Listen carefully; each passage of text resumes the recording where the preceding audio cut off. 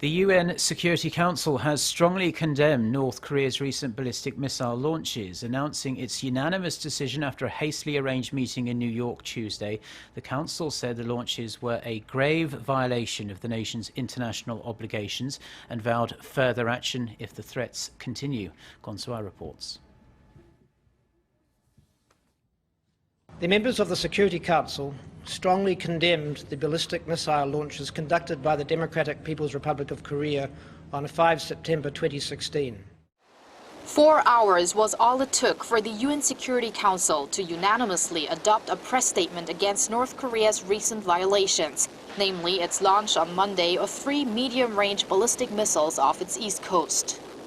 Issued just 11 days after a statement on Pyongyang's recent submarine-launched ballistic missile test, the new statement says all members are deeply concerned about the launches that were carried out in flagrant disregard of its demands. That China, North Korea's only major ally, did not hesitate giving its approval is said to be related to the timing of the provocation. This launch, which I would note took place while China was hosting the G20 summit, once again shows the DPRK's blatant disregard for its international obligations.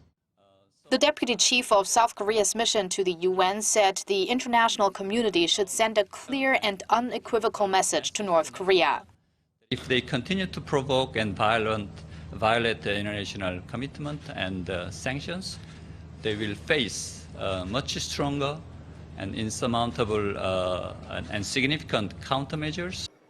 The remarks suggest that if North Korea stays on its current path, it could face even tougher punitive measures than the strongest UN sanctions to date, which were imposed on the regime after its 4th nuclear test in January. South Korea has welcomed the statement, saying it shows the UN Security Council's united will to bring about change in North Korea.